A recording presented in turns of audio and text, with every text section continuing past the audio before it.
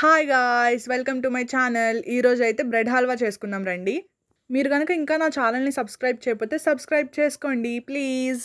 Bread halwa చేద్దామని ఇంట్లో వాళ్ళని అడిగి బ్రెడ్ అయితే ఈరోజు తెచ్చేసాను. ఇలా సైడ్స్ ఉంటాయి కదా బ్రెడ్కి, అవైతే కట్ చేసేసుకోండి. అవి ఉంటే కనుక బ్రెడ్ హల్వాకి అంత మంచి టేస్ట్ అయితే రాదు. ఇలా అయితే కట్ చేసుకుని పక్కన పెట్టేసుకోండి. ఇప్పుడు కట్ చేసుకున్న బ్రెడ్ స్లైసెస్ ఏవైతే ఉన్నాయో వీటిని 2 ముక్కలుగా కట్ చేసుకోవాలి.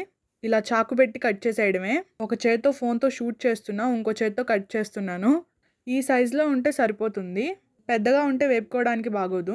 ఇప్పుడైతే వీటన్నిటిని ఒక ప్లేట్లోకి తీసుకొని పెట్టేసుకుందాం. ఇప్పుడైతే ప్రిపరేషన్ మొదలు పెట్టేద్దాము.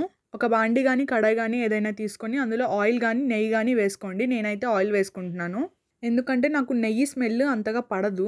ఆయిల్లో వేసుకున్న నెయ్యిలో వేసుకున్న టేస్ట్ అయితే ఏం మారదు, సేమ్ ఉంటుంది.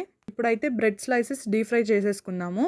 పొయ్యి అయితే మరీ హై ఫ్లేమ్లో పెట్టుకోకుండా ముందుకి వెనక్కి తిప్పుకుంటూ వేపుకోవాలి. ఎర్రగానో నల్లగానో వేపుకోవాల్సిన అవసరం అస్సలు లేదు. డార్క్ ఆరెంజ్ కలర్ వస్తే చాలు, తీసేసుకోవచ్చు. ఎక్కువగా వేపుకోకూడదు, ఎందుకంటే బయటికి తీసిన తర్వాత కూడా కొంచెం వేడి ఉంటుంది కాబట్టి మాడిపోతాయి. బేసికల్లీ బ్రెడ్ వేగడానికి ఎక్కువ టైం పట్టదని గుర్తుపెట్టుకోండి. చూడండి, ఈ కలర్ రాగానే మనం తీసి పక్కనైతే పెట్టేసుకుందాము. పక్కనైతే ఒక ప్లేట్ లాంటిది పెట్టుకోండి, వేపుకున్నాయన్నీ అందులో తీసి పెట్టుకోండి. నాకైతే బ్రెడ్ హల్వా అంటే చాలా ఇష్టం. మీకు ఏ స్వీట్ అంటే ఇష్టమో కామెంట్ చేయండి. బ్రెడ్ హల్వా తర్వాత నాకు గులాబ్ జామ్ ఇష్టం అనమాట. మ్యాటర్ ఏంటంటే ఈ 2 స్వీట్సే నాకు చేయడం వచ్చు, అందుకే నాకు ఆ రెండే ఇష్టం. బ్రెడ్స్ని అయితే కొంచెం సేపు చల్లారనివ్వండి. ఇప్పుడైతే స్టవ్ మీద ఇంకో గిన్నె పెట్టుకోండి.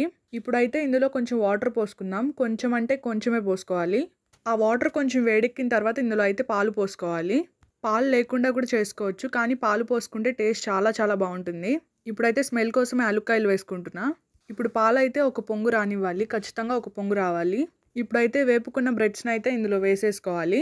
నేనైతే చాలా సింపుల్ వేలో చెప్తున్నా, కొంతమంది అయితే ఏదేదో చేసేస్తూ ఉంటారు.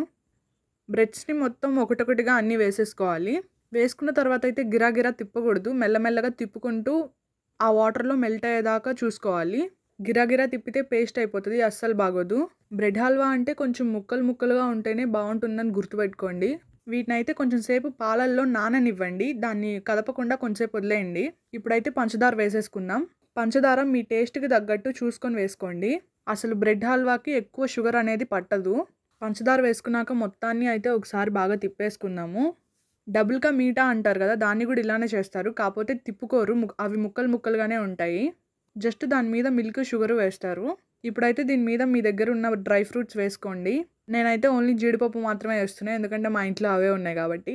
ఇవి కూడా వేసుకున్న తర్వాత ఒకసారి అయితే బాగా తిప్పేసుకోండి. పంచదార అయితే కరిగిపోయి ఉండాలి. ఇప్పుడైతే మన అదిరిపోయే బ్రెడ్ హల్వా రెడీ అయిపోయినట్టే. మీకు లూజ్గా కావాలనుకుంటే ముందే స్టవ్ ఆఫ్ చేసుకోండి, లేదు గట్టిగా కావాలంటే కొంచెంసేపు ఉంచుకోండి. ఇప్పుడైతే మనం దీన్ని ఇంకా టేస్ట్ చేసేద్దాము. బ్రెడ్ హల్వా అంటే నాకైతే పిచ్చి. నోట్లో పెట్టుకోగానే నాకైతే స్వర్గం కనిపించింది. మీరు కూడా ఖచ్చితంగా ట్రై చేయండి. నచ్చితే లైక్ చేయండి. బాయ్.